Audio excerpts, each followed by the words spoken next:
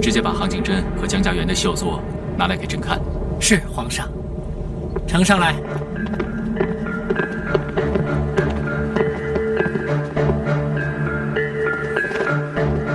皇上，这是杭景真的。好，让他自己说。杭景真，启禀圣上，民女所作，乃绣法中之穿罗绣，绣的是唐乐舞。民女认为，中国上溯千年，自周至大明以前，为汉唐盛世，所以民女选择唐乐舞的主题，来表现大明盛世之国泰民安。好，用心良苦，说得很好。白长喜，把江家园的作品呈上来给朕看看。是皇上。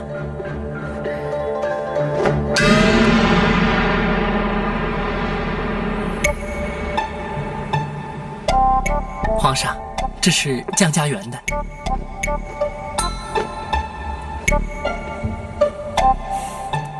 江家园，你这绣的是什么意思？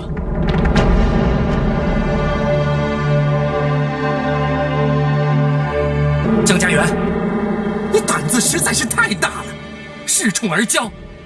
你仗着皇上对你的欣赏，你竟敢公然不敬！民女没有，民女不敢呀。还说没有？皇上要的是国泰民安，你竟然绣上几个畜生，把老鼠也绣上，你还不是公然藐视吗？我不是那个意思，我是想把……闭嘴！在圣上面前，你竟敢回嘴狡辩！让他起来说话吧。是皇上，还不起来？谢皇上。朕问你，你所绣的一鸡一犬一猫一鼠，难道不是暗指鼠辈横行，鸡犬不宁吗？回皇上，恰恰相反，这就是万岁爷您要的国泰民安呀！又玩什么花样？这是国泰民安？是啊，花开富贵算什么呀？民生潦倒的时候，花一样得开啊。清明上河图算什么呢？那呀是有钱人家的玩意儿。朱门酒肉臭，路旁仍有冻死骨。唐乐舞算什么？贞观之治，那是以前人的。那你这个老鼠，这几个畜生算什么意思啊？人手里人作乐，人吃得饱都不是难事。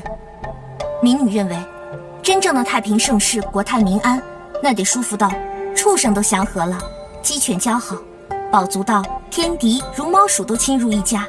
简单的说啊，就是好到连猫都不抓耗子了。那上面绣的就是啊。这个就是真正的国泰民安，六畜兴旺了。要不怎么会有宁做太平犬，不为乱世人这句古话呢？说得好啊！民生富贵，就连猫都不抓耗子了。说得好！说得好啊！白长喜，今天我们可是选中了一个聪明的绣娘啊！奴才明白，你还不谢主隆恩？谢主隆恩，我可不可以放弃啊？恭喜呀、恭喜你家小姐，你家小姐呀、真有两下子。那当然，刺绣世家嘛。是啊，我在宫中的最后2年有家园陪我，我就再也不寂寞了。是啊，他这一来得10年呢。10年，留在宫中10年，景风少爷还会等待我。为何要放弃这份殊荣呢？我要嫁人。大声回话！我要嫁人。就是为了要嫁人吗？是啊，一耽搁10年，待我出宫之时，我都成老姑娘了，到时候谁还要我？那现在就有人要你吗？有，现在还有人要，那是我爹娘为我指腹为婚的亲事。即使指腹为婚，难道他敢悔婚，连10年都不等吗？他是会等，可是……起来回话。谢皇上。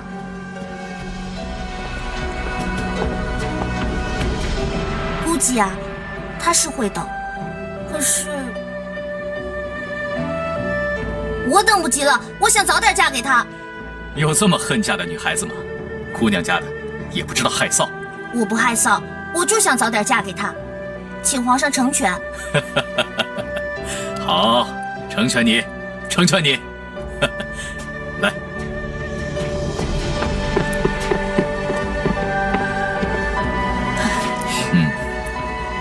难得一个女孩子家如此勇敢且不爱慕虚名，朕就成全你，不进宫就不进宫，让你嫁人去吧。谢皇上成全。来，朕送给你作为嫁妆。以后啊，凭此玉佩，你就可以素颜面圣。你还愣着，还不谢主隆恩？谢皇上恩赐。平身。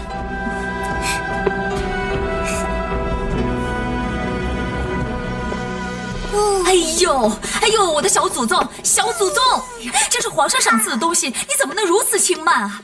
哎呦，现在是我的啦！哎呦，你正经一点行不行啊？别再惹祸了。不就是块玉佩吗？找找啊，咱们苏州老街上一定有。这可不是普通的玉佩啊，这是万岁爷赏给你的。当时还说了，凭此玉佩可素颜面圣呢。哎，姑姑，这素颜就是不洗脸的意思吗？这不洗脸有什么了不起的？我就经常懒得洗脸啊。真不懂规矩。姑姑，以后啊，谁也不许说我不懂规矩。我可是考过了皇上设的规矩那一关。那是，哎，但是你知不知道啊？得此玉佩，那是多大的恩宠啊！这后宫6院里，有几个贵妃娘娘能被恩准素颜面圣的？哪个见皇上之前，不都得去熏香沐浴，整肃仪容的？这有什么了不起的？我不觉得呀。哎呀，你说你这孩子，怎么一天到晚就知道疯疯癫癫的？你这样下去怎么行啊？还当着大庭广众之下说自己为了成婚不进宫，这万一要是传出去啊，还不让人笑掉大牙啊！我是想嫁人啊。你怕什么？杭景峰那吃小子，让他等你一辈子他都等。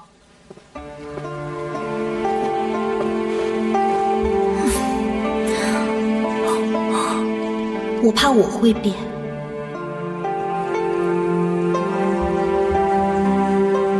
第2轮比赛开始。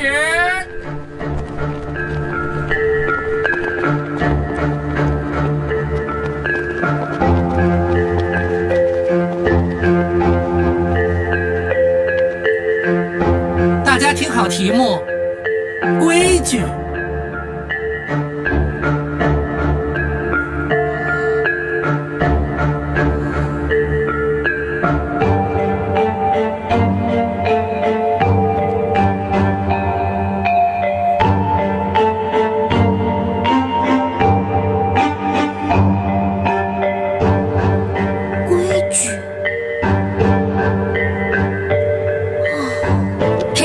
规矩的人是有规矩。姑奶奶，你说这叫什么题目啊？这规矩，这规矩要怎么绣啊？就算老爷来了，他也绣不出来规矩啊。我只听人家说过要守规矩、懂规矩，这怎么绣规矩啊？所以说呀，根本就没有人能绣出规矩来。这规矩啊，只有万岁爷自个儿知道。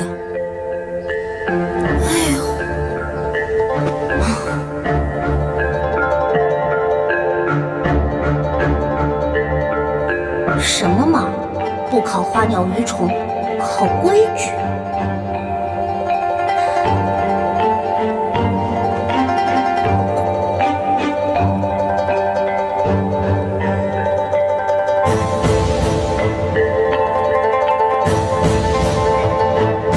家园，请遵守考场的规矩。万岁爷都没吭气儿呢，哪轮得到你来教我规矩啊？止步，不得无礼。哎，白长喜，不要吓着孩子。是皇上。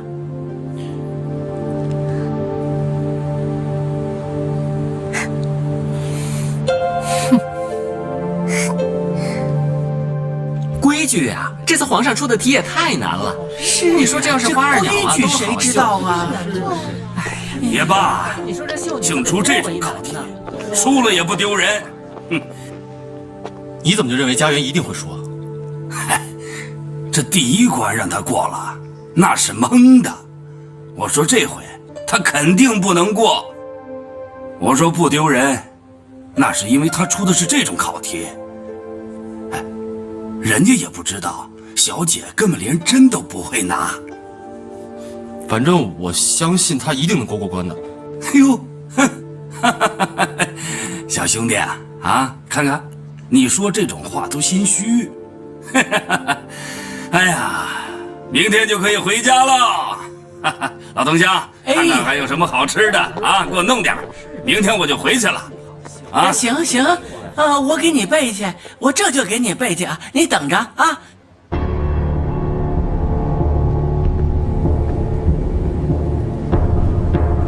皇上，这是苏州杭景真所绣。哎呦，多好啊！正所谓无规矩不成方圆，外圆内方，刚柔并济，有为有守。正所谓情在境内，意在方外。该说的话都让你说完了。奴才不敢，奴才放肆了。不懂规矩啊！万岁爷，请恕罪。好了，起来吧。谢万岁爷。还有吗？还有最后一幅。皇上，这是最后一幅，是苏州江家园所绣。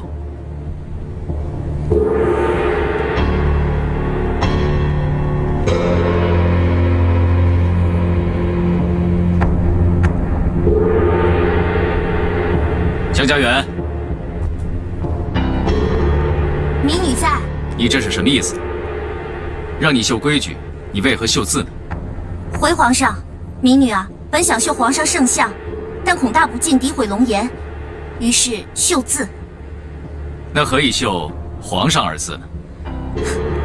普天之下，莫非黄土；率土之滨，莫非王臣。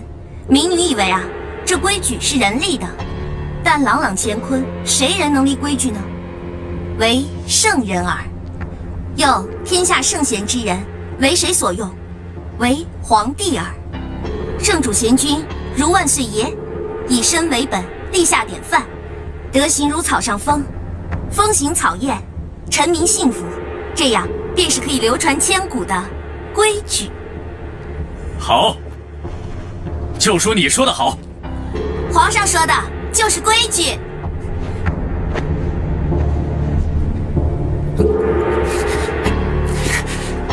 皇上万岁万岁万万岁！皇上万岁万岁万万岁！就属你说的好啊！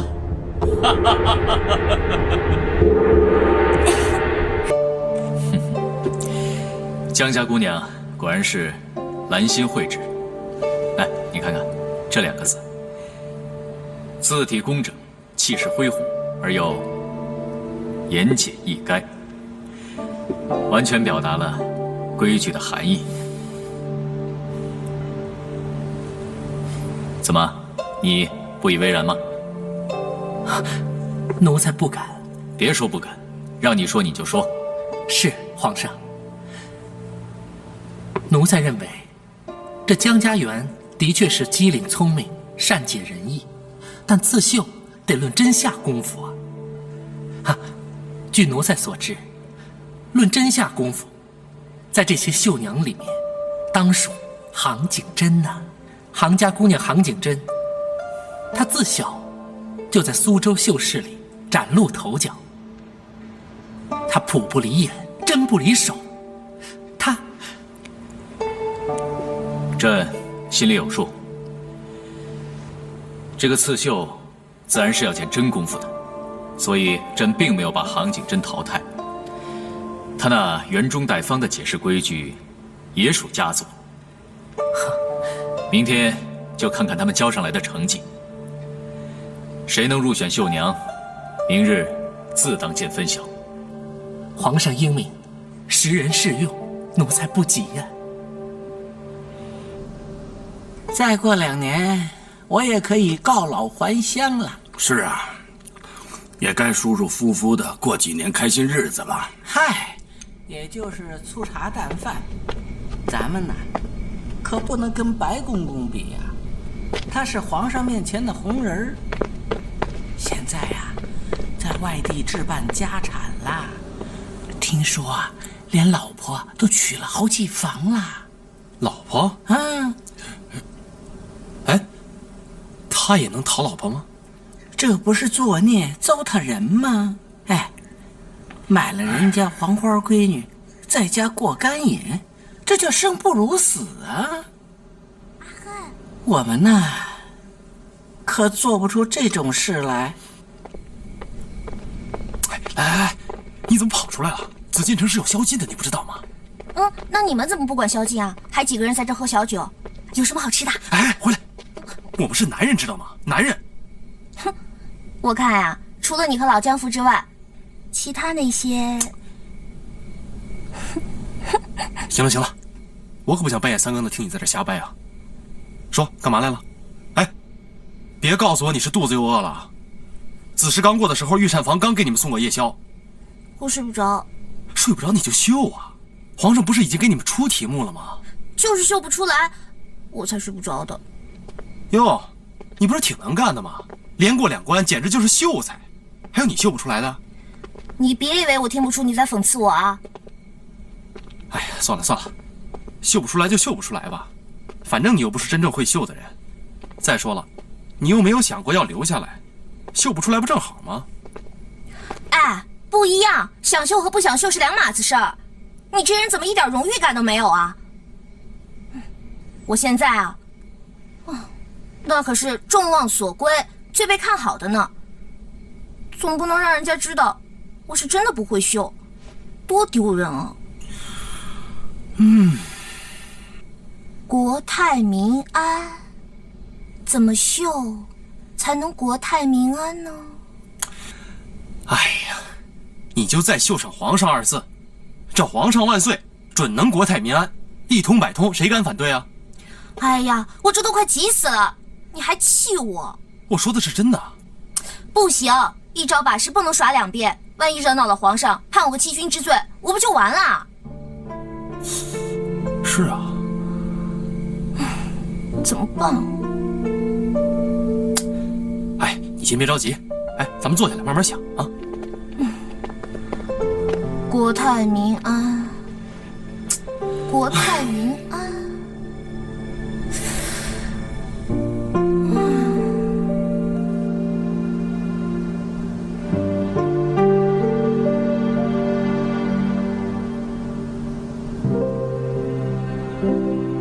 闺女啊，我已经向皇上提过你了，你要用心去绣，明白吗？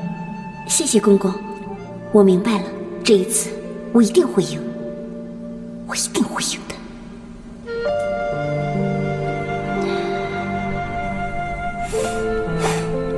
好，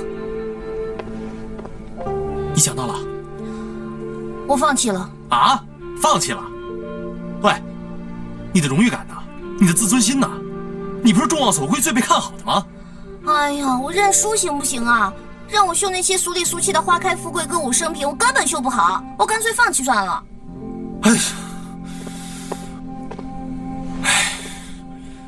哎，这认输也是需要勇气的。我爹罚我练字的时候，我写过的，什么大智若愚，大勇若怯。